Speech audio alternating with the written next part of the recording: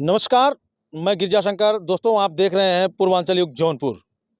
दोस्तों, आज मैं जनपद जौनपुर में हूं। आपको बता दें कि अनुराग यादव हत्याकांड से जुड़ी विस्तृत जानकारी और ताज़ा अपडेट।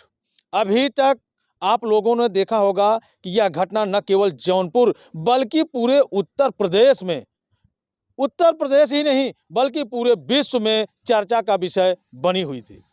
इस मामले की पूरी कहानी और अब तक की प्रगति पर एक नज़र हम डालते हैं।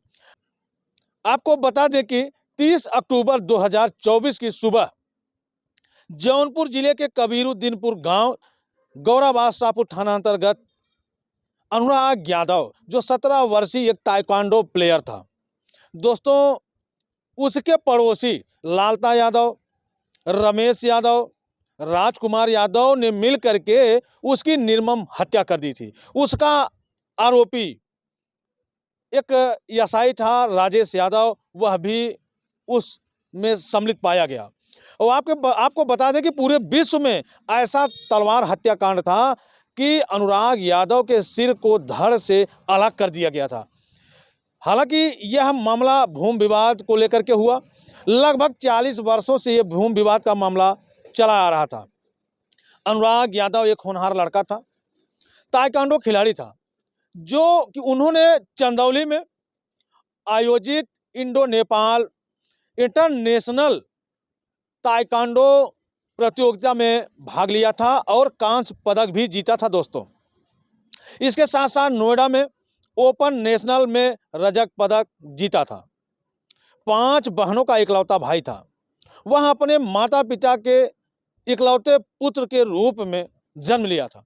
उनकी 5 बहनें थीं और गांव में भूमि को लेकर 2 परिवार के लोग 40 वर्षों से लगातार विवाद करते चले आ रहे हैं। यानी कि उन दोनों परिवारों में 40 वर्षों तक लगातार भूमि विवाद गरमाता रहा और समय समय पर हिंसक रूप भी ले लिया करता था। लेकिन प्रशासनिक हस्तक्षेप की कमी के कारण समस्या का समाधान नहीं हो सका और इस बार यह विवाद एक होनहार खिलाड़ी की जान लेने तक पहुंच गया। ऐसे में जब यह घटना हुई, पूरे विश्व में एक तहलका सा मचा, भूचाल सा आ गया। घटना के बाद पुलिस ने सक्रियता दिखाते हुए मुख्य आरोपी को गिरफ्तार कर लिया। मुख्य आरोपी लालता प्रसाद यादव और उसकी निशानदेही पर हत्या में प्रयुक्त तलवार सहित 9 अन्य धारदार हथियार बरामद किए गए। इसके बाद 2 अन्य आरोपियों को लखनऊ में, यानी 2 जो और आरोपी बनाए गए थे, उन्होंने लखनऊ में आत्मसमर्पण कर दिया। पुलिस शेष आरोपियों को गिरफ्तार करके जेल भेज दी। तो ऐसे में बात करते हैं कि लगभग घटना के 3 महीने 10 दिन बाद दोस्तों उन आरोपियों की सत्र न्यायालय जनपद जौनपुर में जिला कारागार से पेशी पे लाया जाता है। पहली बार ऐसा है कि जो सारे आरोपी बेनकाब हुए हैं, उनके चेहरे को आप लोग देख सकेंगे।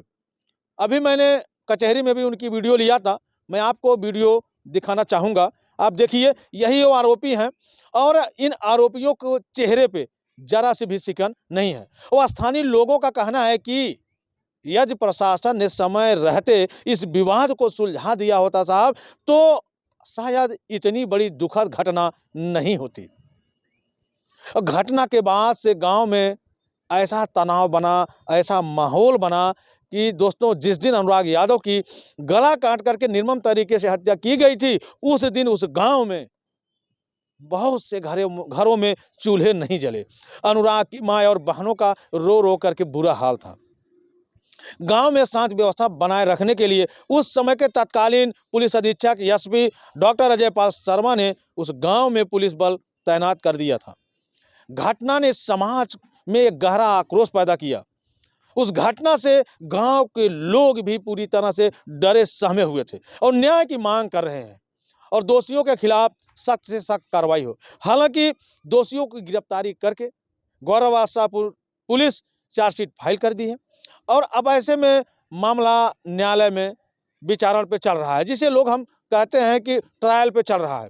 पहली पेशी थी, वो लोग आए और आपको बता दें कि लालता प्रसाद यादव, लाल मोहन, राजेश यादव, तमाम लोग पेशी पे आए थे, लेकिन उनके चेहरे पे जरा से भी सिकन नहीं थी।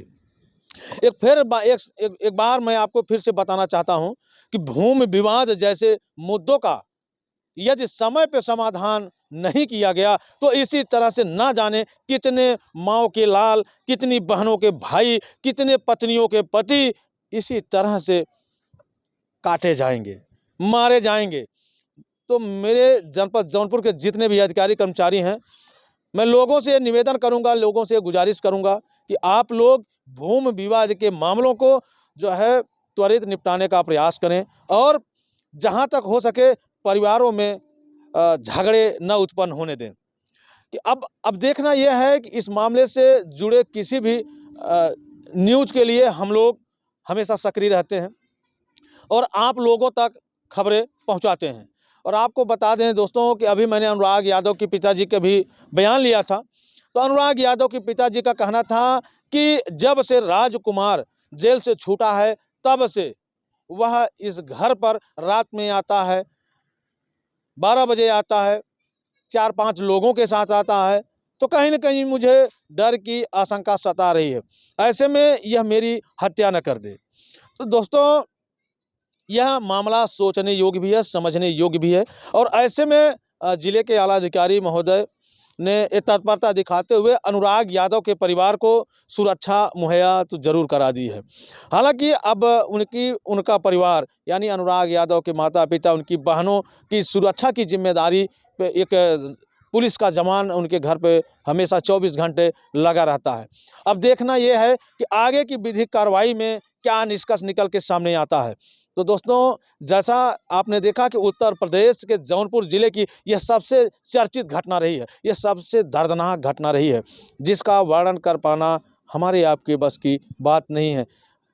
जिस माँ की कोख सूनी हो गई और वही कटी गर्दन माँ के आंचल में आके गिरी, माँ वही गर्दन लेकर के दहाड़े मार करके चिल्ला रही थी कि मेरा लाल कहाँ चला गया। पिता भी एक तरफ दहाड़े मार के रो रहा था, बहनें भी वही भाई के सर को गोद में लेकर के दहाड़े मार के रो रही थी। वहाँ पे जितने भी आला अधिकारी थे सभी की आंखें नम हो गई थी, सभी की आंखों में आंसू आ गए थे। तो दोस्तों, मैंने आप लोगों को जो जानकारी दी, इस जानकारी को सुन करके, देख करके आपको कैसा प्रतीत होता है, आप अपने विचार कमेंट बॉक्स में ज़रूर दीजिएगा। और हाँ, इतना ज़रूर है, फिर से मैं निवेदन करना चाहूँगा कि दोस्तों, ज़मीनी विवाद से आप दूर रहें और जितना भी प्रयास हो सके आपसी भाईचारा बना के रहें। और ज़मीनी विवाद में कोई नया विवाद या ज़मीनी विवाद से घर परिवार सब तबाह हो जाता है, तो ऐसे में ज़मीनी विवाद से आप सभी बचें। बाकी फिर मिलते हैं किसी नेक्स्ट खबर, नेक्स्ट वीडियो में। जय हिंद।